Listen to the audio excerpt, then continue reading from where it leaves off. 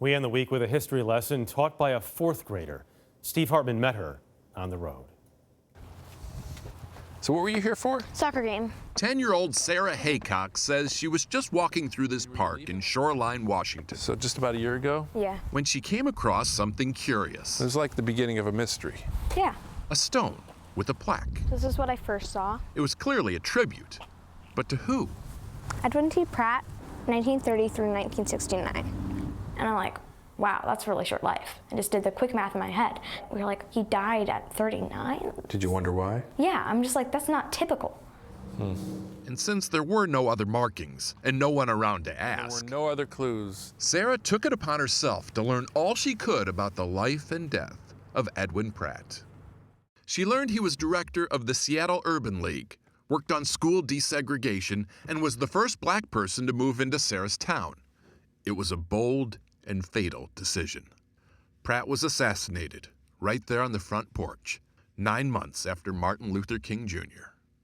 It was just the lack of recognition that really, I think, maybe stunned me. Stunned you. Yeah, it just felt like he's got to have something more than just a plaque outside of a bathroom.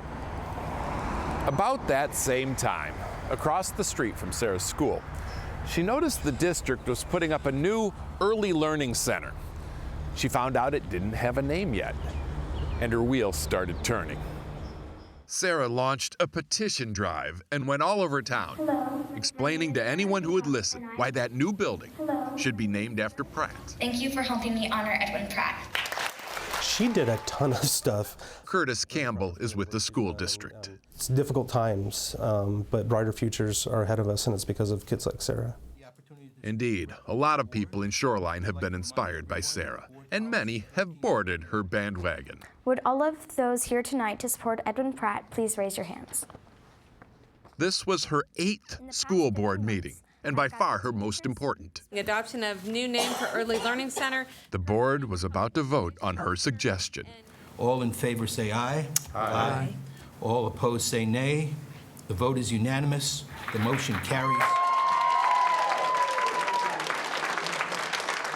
Thanks to Sarah, there will never be another kid in Shoreline who doesn't know the name Edwin T. Pratt. You're a champ. And someday, if she keeps this up, everyone will also know the name Sarah Haycox. I look up to you so much. Thank you. Steve Hartman, on the road in Shoreline, Washington. Brighter times are ahead because of kids like Sarah. How great is that? That is the CBS Evening News tonight. I'm Jeff Glor. We'll see you again Monday. Have a great weekend.